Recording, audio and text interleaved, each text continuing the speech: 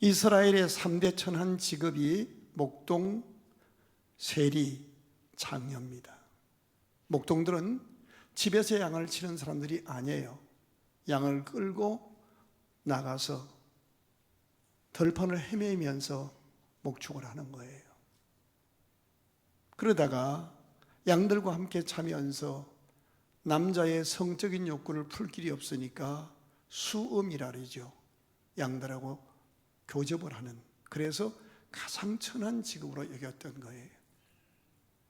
그리고 세리, 세무서원인데 우리가 일제 36년 동안 지배받을 때 친일파가 되어서 일본 순사나 일본 공직자가 되어서 동족을 괴롭혔던 것처럼 로마의 세무서원이 되면 이 세리가 된 세무서 공무원이 자기 마을에 자기 친구들, 친척들 다 알잖아요. 자기가 세금을 부과하는 거예요. 그 세금 명칭도 자기가 부과하는데 과부세를 매기는 거예요. 남편을 여인 것도 서러운데 과부세를 중과하게 막여놓고 못 내면은 그 몸을 겁탈하는 거예요. 아주 그래서 민족 반역자요 폐륜으로 보는 거예요, 세리. 그런데 목동 세리만큼이나 악한 직업으로 여겨졌던 직업이 몸 파는 여인, 장녀들이었어요. 오늘 본문에 등장하는 라합이라는 여인이 바로 그렇게 몸을 팔아서 먹고 사는 그야말로 버려진 인생이었습니다. 그러나 본문을 읽어가다 보면 하나님께서는 그 여인을 버리지 않으셨다는 사실을 알게 됩니다. 버리지 않았을 뿐 아니라 하나님이 그를 어떻게 회복시키시고 귀한 삶으로 살게 하시는지 하나님의 사랑과 하나님의 구원이 한편의 드라마처럼 펼쳐지는 것이 오늘 여호수아 2장입니다. 하나님께서는 그 여인을 귀히 여기셨습니다. 더 이상 그렇게 어둡게 살다가 인생을 끝나도록 버려두지 않으셨습니다.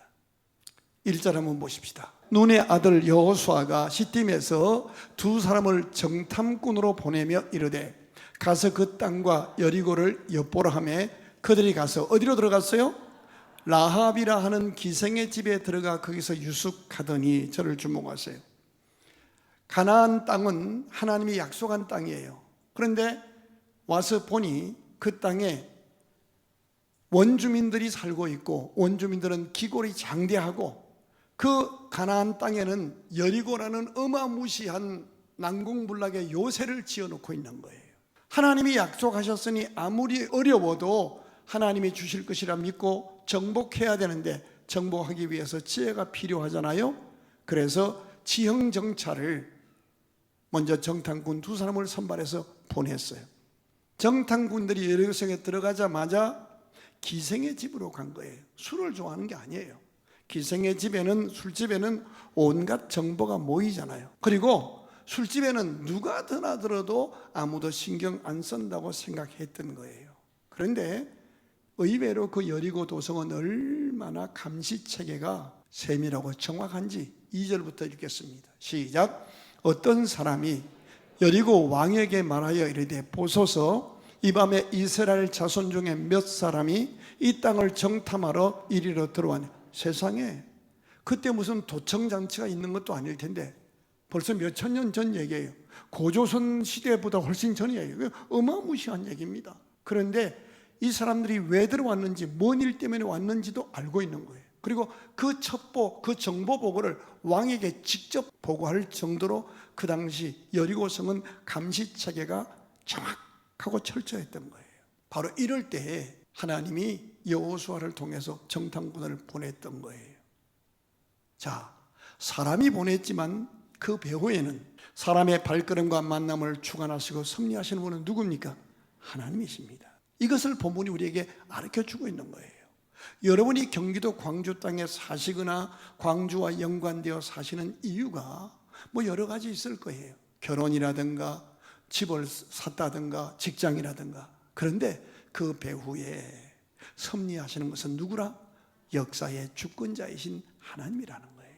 잠언서 16장 9절 같이 읽겠습니다. 시작. 사람이 마음으로 자기의 길을 계획할지라도 그의 걸음을 인도하시는 이는 누구시니라? 여호와시니라. 호세아 11장 4절 이 말씀 잘 읽으셔야 돼요. 같이 읽겠습니다. 시작. 내가 사람의 줄 곧 무슨 줄로? 사람을 통해서 영이신 하나님이 우리를 이끄시고 구원하시고 축복하실 때 사람을 통해 하신다는 거예요. 사람의 줄 곧 사랑의 줄로. 세 가지입니다. 그들을 이끌었고, 첫째 이끌으신 하나님이에요. 두 번째 그들에게 대하여 그 목에서 뭘 벗겨요? 멍에를 벗겨요. 사람마다 인생의 멍에를 메고 살아요. 어떤 사람은 채무에 결박에 당해서 멍에를 메고 한평생 돈 때문에 어덕거리며 살아요. 어떤 사람은 질병의 멍에를 메고, 어떤 사람은 인간관계의 멍에를 메고, 다 그렇게 살아요. 그런데 하나님께서 사람을 통하여 그 멍에를 벗겨주신다는 거예요. 그리고 그들 앞에 뭘 주셨어요? 먹을 것을 두었노라. 직장 우연히 들어간 것 같고 내가 들어간 것 같지만 하나님의 섭리가 있다는 거예요. 사람을 통하여 사랑의 줄로 이끄시고, 멍에를 벗겨주시고, 결박을 끊어주시고, 먹고 살 수 있도록 먹을 것을 주신다는 거예요.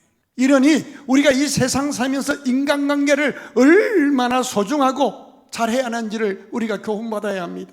남녀가 만나서 사랑을 느꼈습니다. 결혼했습니다. 세상에 누구보다 정말 잘해줘야 할 사람 아닌가요? 그런데 몇 년 살고 나면 무례해집니다. 서로 지배하려 합니다. 서로 다스리려 합니다. 서로 상처만 줍니다. 그 비디오 찍어놓고 보면 다 비본질적인 문제예요. 아무것도 아닌 자존심 싸움으로 학대합니다. 그래서 성경에 보면 내 아내를 힘들게 하지 말라는 거예요. 이 남편들 잘 들으세요. 힘없다고 그렇게 막 함부로 하는 거 아니에요. 나중에 그대로 받아 써요. 나이 먹어보세요. 내가 한 교회 40년 지나 보니까 이제 보여요. 막 겁내고 남편 눈 부라리면 막 벌벌 떨던 여자들이요, 57세 넘어가니까 이게 확 변해요. 이 호르몬이 남성 호르몬 나오죠. 이제 뭐 남자의 약점 다 알아요. 언제쯤 성질을 하는지 다 알아요. 성질 부려봐야 별 볼 일 없는 거 알아요. 그러니까 이제 막 나갑니다. 뭐였지? 아직도 남자들 큰 소리 치는 사람은요, 철 덜 든 거예요. 정말 인간관계 잘해야 되거든요. 그 아내를 통해서, 그 남편을 통해서 하나님이 나를 이끄셨고, 그 아내, 그 남편을, 그 부모를 통해서 하나님이 나의 멍에를 벗겨주시고, 그 사람 통해서 먹고 살게 하신다는 거예요. 그래서 인간관계의 제일 중요한 핵심 키워드는 합당한 예절로 서로 영접하고 무난하라는 거예요. 여하튼 하나님은 우리를 사랑의 줄을 사랑의 줄로, 사람의 줄을 사랑의 줄로 이끄시는 하나님이십니다. 문제는 그 만남이 어떤 만남인가 하는 것입니다. 두 가지로 딱 나누어져요. 어둠으로 미혹해서 신앙도 가정도 무너지게 하는 어둠의 만남이 있습니다. 그런가 하면 하나님의 구원 역사에 귀하게 쓰임받게 하는 회복과 구원과 축복과 응답으로 이끌어주는 복된 만남이 있습니다. 여러분이 살아오시면서 만났던 그 수많은 만남들을 되돌아보세요. 그 만남을 통해서 내가 구원받고, 그 만남을 통해 내가 회복되고, 그 만남 통해 내가 복받고 응답받은 만남이 있고요, 그 만남 때문에 내 인생이 평생을 아프게 살아가는 잘못된 만남이 있을 수 있었어요. 목사님, 그렇다면 오늘 내가 만난 그 만남이 나를 구원으로 이끌어주는 복된 만남인지, 나를 결국 무너뜨리려는 어둠의 만남인지를 어떻게 분별할 수 있나요? 여러 가지 방법이 있지만 성경은 제일 먼저 가장 중요한 분별 방법이 있다는 거예요. 그 상대방의 입에서 나오는 말을 주의하여 살펴보라는 거예요. 어떤 내용들인지. 내 연약한 믿음조차도 뿌리채 흔들리게 만들어서 영적으로 침체하게 만들고 어둠의 나락으로 이끄는 미혹의 만남인지 분별할 수 있다는 거예요. 요한 1서 4장 1절 같이 읽겠습니다. 시작. 사랑하는 자들아, 영을 다 믿지 말고 오직 영들이 하나님께 속하였나 분별하라. 많은 거짓 선지자가 세상에 나왔습니다. 하나님이 보내지 않은 만남이 있다는 거예요. 똑똑해요. 말이 다 옳은 것 같아요. 그런데 그 사람 만나고 나면 내 영혼이 골치가 아파요. 늘 정죄감을 느껴요. 만나고 나면 힘이 생긴 것이 아니라 오히려 살맛이 안 나게 만드는 인간이 있어요. 그죠? 그동안 기생 라합에게 보내졌던 사람들 가운데 어떤 사람들이 있었음을 본문은 가르치고 있어요. 4절부터 띄워주실까요? 그 여인이 두 사람을 이미 숨긴지라 이르되 과연 그 사람들이 내게 왔었으나 그들이 어디서 왔는지 나는 알지 못하였고, 계속 읽겠습니다. 그 사람들이 어두워 성문을 닫을 때쯤 되어 나갔으니 어디로 갔는지 내가 알지 못하나 급히 따라가리라. 가라, 그리하면 그들을 따라잡으리라 하시니. 무슨 뜻이에요? 이 기생이 두 사람 왔는데 두 사람을 숨겨줬어요. 나중에 나중에 숨겨진 이유가 뭔지, 그랬더니 이제 그 지역의 관할 경찰서 정보과 사람들이 찾아온 거예요. 체포하러. 그랬더니 다 나갔다고 거짓말하고 숨겨준 거예요. 자, 그 다음 절 읽어봐요. 그가 이미 그들을 이끌고 지붕에 올라가서 그 지붕에 버려놓은 3대에 숨겼더라. 계속합니다.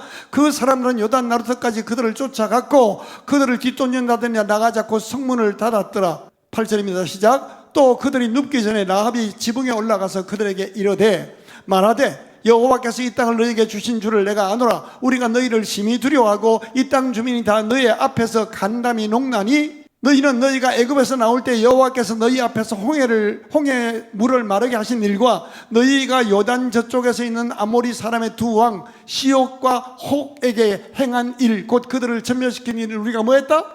들었다는 거예요. 저를 주목하세요. 이 라합이 술집을 경영하고 있는 거예요. 술집에 오는 수많은 사람들 가운데에 별의별 얘기를 다 하는데 이상한 얘기를 들은 거예요. 신기하게도 그 술집에 믿음의 사람이 왔던 거예요. 와서 이스라엘이라는 작은 나라, 남의 나라에 430년 동안 종살이하던 그 힘없는 나라였는데 그 이스라엘 백성들이 애굽에서 종살이하다가 나올 때에 하나님이 홍해에서 어떻게 기적을 베푸셔서 이스라엘 백성들은 구출하시고 그들을 뒤쫓아 추격해오던 애굽 군대는 물에 수장시켰는지 전멸시켰는지 두 왕을 시온과 옥이라는 왕을 어떻게 멸망하고, 다시 말하면 하나님이 어떻게 살아있어, 하나님이 무슨 일을 행하셨고 하나님이 택한 백성을, 자기 백성을 어떻게 보호하시고 구원하시고 이끄셨는지를 들었다는 거예요. 이 간증을 듣고 나서 라합이라는 기생이 믿음을 갖게 된 거예요. 어떤 믿음? 11절 읽어볼까요? 우리가 듣자 곧 마음이 녹았고 너희로 말미암아 사람이 정신을 잃었나니 너희의 하나님 여호와는 위로 하늘에서도 아래로는 땅에서도 뭐라? 하나님이라. 옛날 성경에 보면 상천하지의 하나님이라. 이 세상에서 궁극적으로 구원하는 분은 돈이 아니라 사람이 아니라 누구라? 하나님이다. 땅에서도 하나님이다, 위에서도 하나님이다 하는 것을 그가 알게 된 거예요. 이게 중요합니다. 위로는 하늘에서도 아래로는 땅에서도 하나님이시라. 그러므로 우리가 너희를 선대하였으니, 어떻게 선대했어요? 숨겨줬잖아요. 너희도 우리를 선대하라. 목숨 걸고 숨겨주고 보호해주는 것으로 선대했습니다. 그렇습니다. 비극적인 몸파는 삶을 살던 기생 라합이라는 여인이 그날 구체적으로 이름을 밝히지 않았지만 신기하게도 그 술집에 드나드는 사람들 가운데 어떤 몇 명이 흘린 말들을 통해서 하나님의 살아계심과 하나님이 택한 자기 백성들을 어떻게 구원하시고 백성들을 위해서 무슨 일을 행하셨는지 하는 일을 듣게 되었고, 그런 그 하나님은 살아계신 하나님이요, 상천하지의 하나님이요, 그 하나님을 두려워하는 마음을 갖게 되었고, 그 하나님의 보냄을 받은 두 정탐꾼을 알아보게 되었고, 그 정탐꾼 하나님의 약속과 명령을 받은 그 믿음의 사람을 목숨 걸고 보호하고 선대해 주는 것으로 드러났다는 거예요. 저와 여러분도 우리 짧은 인생에서 이런 하나님의 말씀을 가지고 있는, 하나님의 구원과 응답과 축복으로 이끌어주는 믿음의 사람을 만나는 만남의 복이 있기를 주의 이름으로 축원합니다. 그리고 저와 여러분이 그런 말씀을 가진 사람, 기도할 줄 아는 사람이 되어서 우리를 만나는 사람에게 하나님의 구원과 하나님의 용서와 하나님의 응답이, 하나님의 다스려 주시는 은혜가 그에게로 흘러갈 수 있는 축복의 대행자요, 축복의 통로로 쓰임받는 만남의 사람이 되어지기를 주의 이름으로 축원합니다. 다시 본문을 한번 보시겠습니다. 8절부터 다시 읽겠습니다. 또 그들이 눕기 전에 라합이 지붕에 올라가서 그들에게 이르되 말하되 여호와께서 이 땅을 너희에게 주신 줄을 내가 아노라. 우리가 너희를 심히 두려워하고 이 땅 주민이 다 너희 앞에서 간담이 녹나니 이는 너희가 애굽에서 나올 때 하나님께서 너희를 어떻게 너희에게 행했는지를 우리가 들었다는 거예요. 그리고 감동을 받은 거예요. 여러분, 자신의 술집에 출입하는 많은 사람들은 뭐 별의별 얘기가 다 많이 돌아갔겠죠. 그런데 그 속에서 하나님의 소식을 듣게 된 거예요. 생각해 보세요. 술집에 출입하는 사람들이 흘린 말들이 이런 아름다운 역사를 이루게 될 줄을 누가 알았겠어요? 우리는 이 사건을 통해서 우리가 알아야 합니다. 여러분, 이 기생 라합이 술집 하면서 별의별 얘기를 다 들었을 거예요. 그리고 그날도 그 이스라엘 백성들에게 하나님이 행하신 일을 그 사람이 말할 때 그 말을 여러 사람이 들었을 거예요. 그런데 하필 그 술집 주인 기생 라합의 마음이 움직인 거예요. 그 말을 흘려듣지 않았어요. 미친 사람들 아니야? 그러지 않았어요. 감동을 받았다는 거예요. 한마디로 은혜 받은 거예요. 에베소서 2장 8절에 보면 우리가 같이 읽어요. 시작. 너희는 그 은혜에 의하여 믿음으로 말미암아 구원을 받았으니 이것은 너희에게서 난 것이 아니라 누구라? 하나님의 선물이라. 내가 예수 믿고 내가 교회 난 것 같지만 어느 날 설교 말씀이 감동하고 귀에 들리고 하는 것이 하나님의 은혜라는 거예요. 믿으시면 아멘. 여러 사람이 들었지만 기생 라합의 마음이 움직인 거예요. 우리는 이 본문을 통해서 여러 가지 교훈을 받습니다. 먼저 전도자의 중요성을 깨닫습니다. 이름을 밝히지 않은 그날 술집에 갔지만 술집에서 행했던 간정 때문에 이 여자가 지금 구원을 받고 있는 거예요. 이스라엘 민족이 구원의 역사를 체험하게 되는 거예요. 더 중요한 것은요, 전도자는 완전한 사람이 아니라는 사실이에요. 전도하라고 말하면 이렇게 말합니다. 목사님, 나는요 전도 안 합니다. 왜요? 제가 부족한데 뭘 전도합니까? 나가 아닙니다. 나의 완벽함을, 나의 똑똑함을, 나의 바른 삶을 전하라는 게 아닙니다. 나 같은 죄인을 포기하지 않으시고 버리지 않으시고 어떻게 사랑하셨는지 사랑하시고 구원하시고 나를 축복의 통로로, 축복의 대행자로 쓰시는 그 하나님의 사랑, 전도하라는 거예요. 전도, 주님을 전하라는 거예요.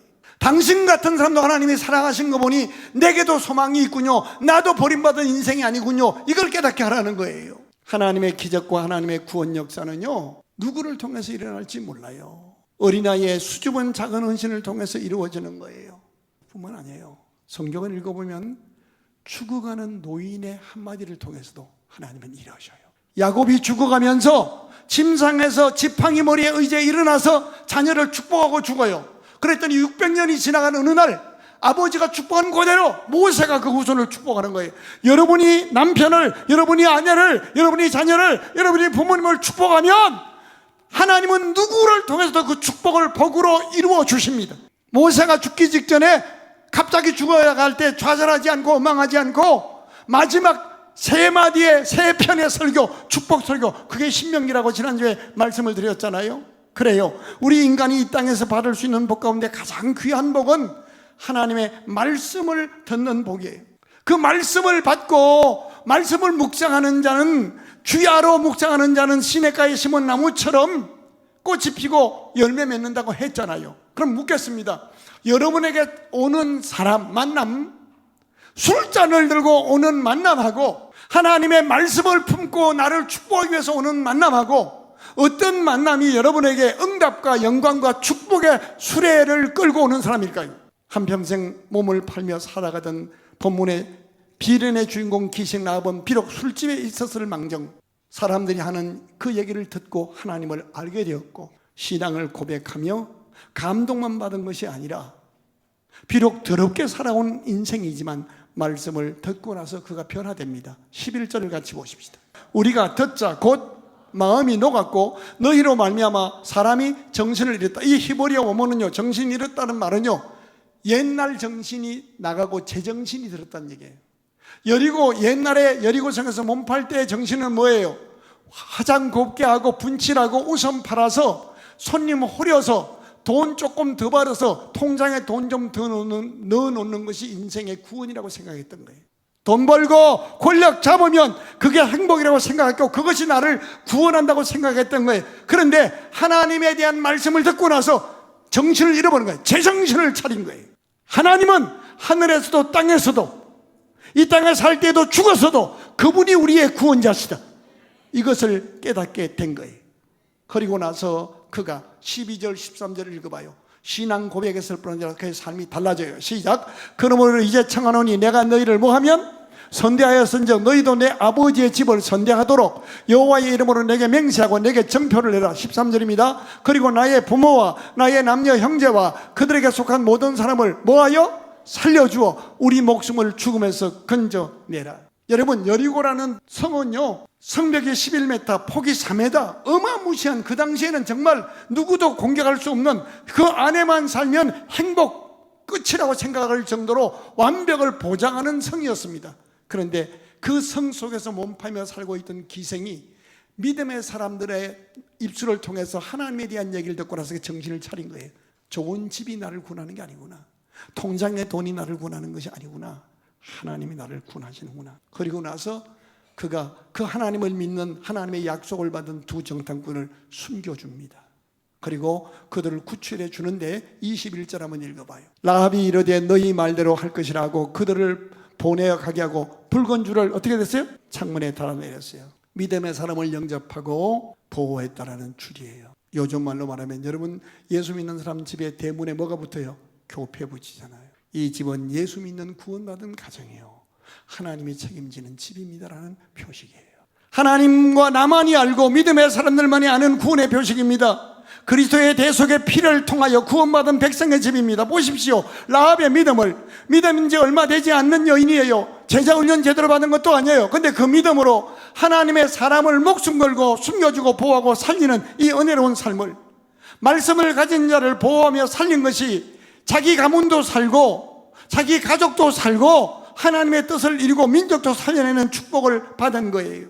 이 라합의 믿음이 세월이 많이 흘러갔습니다. 그리고 이 행동을 야고보 사도는 이렇게 기록합니다. 야고보서 2장 25절 같이 읽어요. 시작. 또 이와 같이 기생 라합이 사자들을 접대하여 다른 길로 나가게 할 때에 행함으로 의롭다 하심을 받은 것이 아니냐. 그때 그가 숨겨준 것이 의로운 삶이었다는 거예요. 그리고 중요한 것은 히브리서 11장 31절입니다. 시작. 믿음으로 기생 라합은 정탐꾼을 평안히 뭐하고? 영접했다는 거예요. 그래서 멸망하지 않았다는 거예요. 더 중요한 것은 마태복음 1장 3절입니다. 살몬은 라합에게서 누굴 낳고? 보아스를 낳고, 보아스가 나중에 누굴 낳아요? 다윗을 낳아요. 쭉 내려가면 한평생 몸팔던 율랑녀가 말씀을 가진 사람을 보호하고 선대하고 숨겨준 것 하나 때문에 여리고성이 무너져 내릴 때 구원받았었고, 그가 다윗의 정조 할머니가 되는 거예요. 그리고 마태복음 1장 1절에 가면 예수 그리스도의 족보에 올라서는 영광의 주인공이 되는 거예요. 오늘 우리에게도 이 믿음이 필요합니다. 지난날 어떻게 살아오셨던지 예수 그리스도를 구주와 주님으로 영접하고 이제 우리가 남은 인생 사는 것은 인간관계를 소중히 여기며 하나님의 말씀을 가진 믿음의 사람들을 보호하고 살려내며 축복하는 삶으로 살아서 대대손손이 복을 받는 우리 모두가 될 수 있기를 주의 이름으로 축원합니다.